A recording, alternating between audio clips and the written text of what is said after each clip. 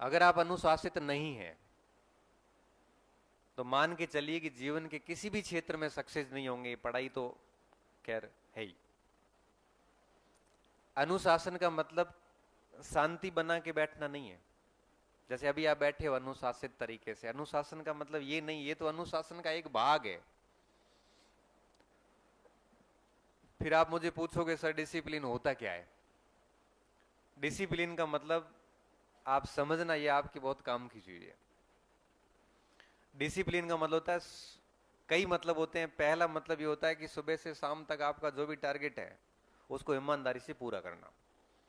आपने सोच लिया था कि मुझे सुबह जल्दी उठना है, मॉर्निंग में मुझे ये पढ़ना है, इवनिंग में ये काम करना है, शाम को ये करना, दिन में ये करना है। और अगर आप बिल्कुल समयबद्ध तरीके से ये सारी चीजें कर रहे हैं, एक दिन नहीं हर दिन, ये डिसिप्लिन कहलाता है। आप 6-7 दिन पढ़ लिए, थक गए, आपने सोच लिया कि कल मुझे पढ़ाई नहीं करनी है, खेलने जाना है, ये काम करना है। आप खेल के आइए, आप दोस्तों के साथ बैठ के आइए, आपको कोई गीत सुन के आइए, फिल्म देखनी फिल्म देख के आ जाइए। ये भी डिसिप्लिन का हिस्सा है। 5 दिन पढ़ लिए, 6 दिन पढ़ लिए, 7वें दिन थक गए। अब परसों मैं थका, मैंने कहा यार मेरे से क्लास लेने की कोई इच्छा नहीं है। युवराज जी ने कहा अरे मत करो, एक ले लो। मैं ना, मेरा मन नहीं है, तो मैं जा रहा हूं खेलने। ये कल की बात है, सॉरी। मैं परीक्षा से आया, मुंह धोया और सीधा हॉस्टल गया। बच्चों के साथ 1-1.5 घंटे बढ़िया सा वॉलीबॉल खेला। वॉलीबॉल खेला, थका, घर जाके आराम से रोटी खा के सो गया। क्यों? मेरा मन नहीं था क्लास लेने का। जब मेरा मन ही नहीं है तो मैं कैसे पढ़ाऊंगा बताओ? और ये स्टूडेंट के साथ में भी, आपके साथ में भी होगा।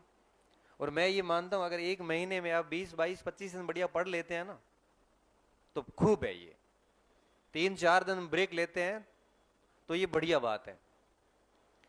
30 के 30 दिन पढ़ाई किसी से नहीं हुई आज तक। कोई कह रहा है कि मैं तो बस एक दिन भी नहीं किया हुआ, झूठ बोल रहा है। 30 से 30 दिन पढ़ाई किसी से नहीं होती, ना मेरे से भी ना आपसे होगी। एक दिन तो ब्रेक चाहिए महीने में। अगर मैं मानता हूं 25-26 दिन बढ़िया निकाल लेते हैं ना आप मान के चलना आप सही चल रहे हो। ये मार्केट में भ्रांतियां बनी हुई है। कोई भी व्यक्ति 2, ढाई, 3 घंटे लगातार नहीं पढ़ सकता। अगर लाइब्रेरी में कोई बैठा है ना मन मार के, हिम्मत करके, तो किसी को देख के बैठा है कि हैंग उठिया कौन हो ही बैठो रहे हो। ये सब बैठे हैं तो इधर उधर तिरछी नजर में हैंग बैठा है, मैं भी बैठ जाता हूँ। ये तो भैया दिखावा कर रहे हो, ये कोई डिसिप्लिन पढ़ाई तो नहीं है। ये घंटे भर बाद में दिमाग जाम हो जाता है। 45-50 मिनट में दिमाग जवाब दे देता है, तो उस समय 5-4-5 मिनट का ब्रेक चाहिए होता है। फिर कैसे कोई 2-3 घंटे, कुछ सब्जेक्ट्स होते हैं जहां अपवाद है, जैसे मैथ में कोई बैठ गया या फिजिक्स में बैठ गया। आप वाले सब्जेक्ट का तो मुझे पता है, ठीक है, कोई रिवीजन है, इंटरेस्टिंग टॉपिक है, आपके लायक का है, तो 2 घंटा पढ़ लोगे आप। बाकी नहीं हो पाता। फिर आप कहते हो सर कुछ देर तो समझ में आता है, फिर दिमाग कहीं और चला जाता है। दिमाग जाएगा ही। व्यक्ति की अधिकतम पढ़ाई सिटिंग 50 मिनट के आसपास होती है। फिर 4-5 मिनट का बढ़िया ब्रेक लेके फिर बैठ जाओ। तो कुछ धारणाओं से हट जाइए और डिसिप्लिन्ड होके बैठिए आप। ज्यादा समय तो कौन था रे, 10 मिनट था ना, और बोला भाषण टेक दे बजे जाऊं, क्योंकि आज बोले ना 3-4 दिन हुआ रहा तो मारे की एक विचार आया था, मैं हैंग होना ही करे પછી फ्री हो जाऊं, पर रात्रि मन की नींद बढ़िया हो। नहीं बोला तो मारे एसिडिटी वे माने लागे जोने आज पता नहीं जिंदगी नरक सी हो गई है। हम थानो इतो सुना दियो ना तो मारो मन एडो राजी हुए। बस शांति एकदम, भगवान सुगन बहुत शांति महसूस हुए। 1-1.5 घंटो ज्ञान ध्यान तो लगे कि हाँ हमें ठीक है। नहीं तो पता पूरा दिन गुमसुम रहता हूँ, सब पूछते हैं क्या हुआ आज, तनाव में क्यों लग रहे हो। अब उनको कैसे कहूँ आज कहीं भाषण नहीं हुआ मेरा। आज मुझे अच्छा नहीं लग रहा है, क्योंकि ना कहीं मैं ज्ञान नहीं दे के आया किसी को। कोविड काल में तो ऐसी हालत हुई थी मेरी, फिर मेरे को मोबाइल पे आके ज्ञान देना पड़ा, बताओ। मतलब बिन मांगा ही ज्ञान दिया मैंने, बिन मांगा। किसी को जरूरत नहीं है तो भी कहा नहीं सुन इसको, काम का है ये। हालांकि फिर बच्चों ने कहा कि सर हमारे लिए बहुत फायदेमंद हुआ, फिर ये तो ठीक हुआ कि वो संयोग से चल गया कि हाँ अच्छा लगा। बाकी मैं उसको अच्छा नहीं भी लगता ना तब भी मैं ज्ञान तो देता उसको। तो मैं 10-15 मिनट मेरा शेष बचा है, मैं अच्छा बोल दूं आपको, समझा दो, फिर हम सभी विसर्जन करेंगे और आप आराम से घर जाके रेस्ट करो। और रात को कम से कम आज सोचना जरूर कि मुझे सीरियसली पढ़ना है कि नहीं पढ़ना है। सीरियसली सोचना है, मजाक नहीं कर रहा है ना। रात के समय, अक्सर रात्रि के समय, अर्धरात्रि 9, 10, 11, 12 बजे के समय व्यक्ति जब अकेला होता है ना, उस समय उसकी दिमाग सच्चाइयां स्वीकार करता है। पूरे दिन आदमी बेटो बहुत जिद्दी होया करे, जिद्दी मतलब वो खुद से जिद करता है, वो खुद इतना मतलब होता है कि नहीं किसी भी बात को एक्सेप्ट नहीं करता, वो नार्सिसिज्म का शिकार होता है। नार्सिसिज्म मतलब वो खुद को एक सेल्फ ओबेस्ड होता है ना, कि मतलब खुद को वो कहीं पर भी गलत नहीं देखता है, उसको अपना हर कार्य सही सिद्ध नजर आता है। लेकिन 24 घंटों में एक ऐसी फेज आती है जब व्यक्ति खुद की सच्चाइयां स्वीकार करता है, और वो जनरली रात्रि के समय होता है जब बिल्कुल सन्नाटा हो और एकदम अंधेरा सा हो, अकेला हो। उस समय व्यक्ति सोचता है, तब वो अपनी सच्चाई को एक्सेप्ट करता है कि मुझे क्या हूं और क्या करना है और क्या कर रहा हूं। तो आज रात्रि में आप एटलीस्ट जाना, घर जाके थोड़ा सा इस विषय पे सोचना कि मैं क्यों आया हूं, मुझे आगे करना क्या है, 2-3 साल बाद मेरा भविष्य क्या है। अगर बीएसटीसी वगैरह की है तो क्यों की है, फिर अध्यापक बनने के लिए की है, तो आगे 2-3 साल कैसे यूटिलाइज करूं कि नौकरी लग जाए, फ्री हो जाऊं सबसे। तो रात को जाके कम से कम एकांत में बैठ के थोड़ा सोचना। और मुझे आज भी मैं बताऊं, मैं जब भी, अब जैसे मैंने कहा ना शाम को घर जाऊंगा, खाना वाना खा के मैं कुछ आधा एक घंटा घूमने जाता हूँ छत पे या कहीं भी बाहर। उस समय मैं बहुत सोचता हूँ मुझे आगे क्या करना है, क्या कर चुका हूँ। कई बार तनाव भी होता है क्योंकि मनुष्य है, तो ये उठा पटक दिमाग में सबके चलती है, आपके भी चलती है, मेरे भी चलती है। कई बार बहुत नर्वस फील करते हैं, लो फील करते हैं जैसे कुछ है ही नहीं जिंदगी में। कई बार बहुत हाई फील करते हैं कि बहुत कुछ है। नर्वस फील करते तब सोचते हैं कि मैं तो गांव से आया तो मेरे पास कुछ नहीं था, आज तो भगवान की मेहरबानी से सब कुछ है। तब सोचता हूँ इतना कुछ तो मिल गया, अब क्या है। तो सोचता हाँ ठीक है, नर्वस फिर नहीं होते, अच्छा फील होने लगता है। ये सब एकांत में विचार आते हैं।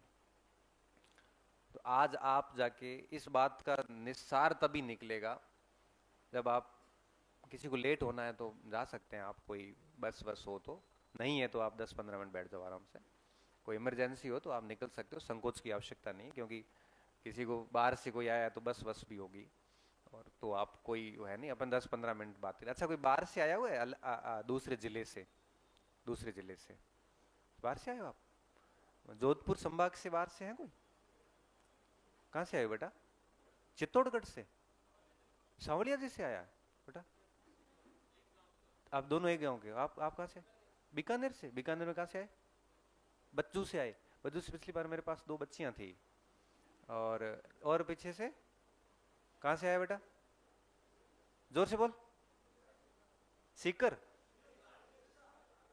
सिरसा, हरियाणा?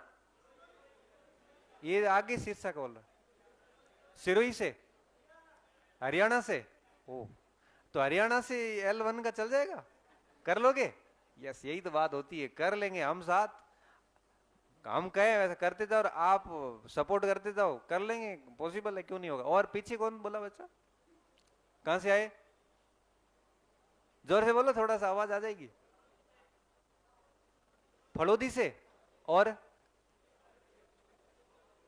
हाँ, जोधपुर? आप कहां से आए? धौलपुर? बताओ कहां कहां से बच्चे आ रहे हैं। देखो, फड़ोदी, धौलपुर से, चित्तौड़गढ़ से, हिसार से, देखो सिरसा से। बताओ हाँ? आप में से कोई बाहर से?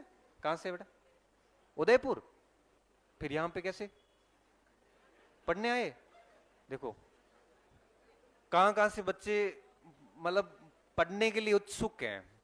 और बाहर से बच्चियों में से कोई? जोधपुर संभाग से बाहर से हो, बताओ बस। कोई नहीं, एक ही बच्ची है।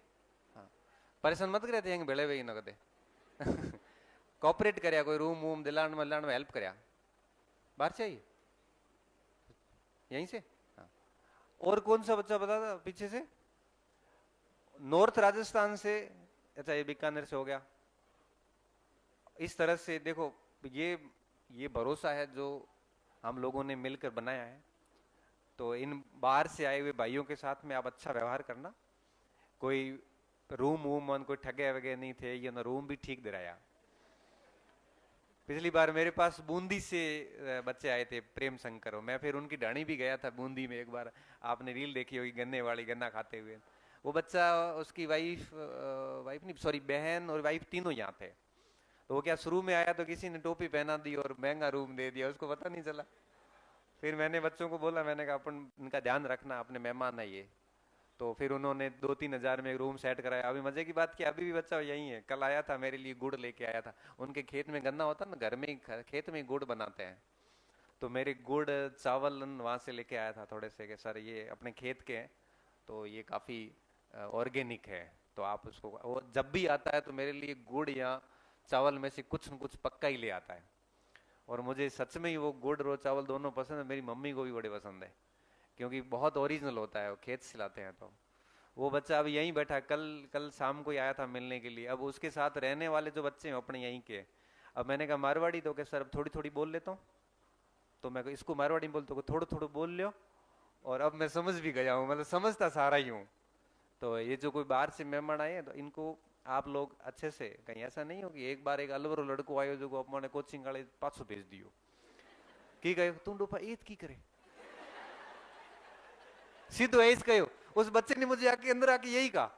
अब हुआ क्या, उसको ये कहा कि तू डोपा ईद की करे, तो वो कह के मैं पढ़ने आया हूं। तो के जयपुर था, जोधपुर था, ईद के था ये। उसका मन इतना कमजोर किया, बेचारा वापस चला गया। वापस गया, वापस आने के बाद क्या हुआ कि उसको फिर उसके भाई ने कहा, भाई लेक्चरर बना था जो मेरे से पढ़ा था इतिहास। तो उसने कहा कि वापस क्यों आया? तो क्या बच्चों ने कहा, अरे तू सर से मिला? तो क्या सर से तो नहीं मिला, लेकिन लोग बच्चों ने यही बोला। बच्चे कौन से? तो क्या बैच के ही थे। वापस जा, सर से मिले एक बार, फिर नहीं बैठता तो आ जाना। वापस आया, वापस आके 5-7 दिन बाद फिर आया, तो मेरे से मिलने आया। तो मैंने उससे बात करी। तो मैंने कहा बेटा यहाँ से रूम वूम ले ले, कब आया? तो सर मैं आया 2 बार पहले भी था मेरे को वापस भेज दिया। मैं क्यों, क्या बोला? तो मेरे को बोला तू डुपायत की कब आयो है ये बोल दिया। तो क्या, हाँ। तो सर मैं वापस चला गया। तो फिर वो यहाँ आके उसने ज्वाइन कर लिया। फिर वो बैठा रहा, और उसमें वो तेरे वाले बैच में था, डी बैच में। कितने नंबर आ रहे बेटा तेरे? कम क्यों रहे? उसके तो खूब आ रहे थे, उसके तेरे पास बैठता था ना वो। 100 पूरी के 118-19 बता रहा था कुछ।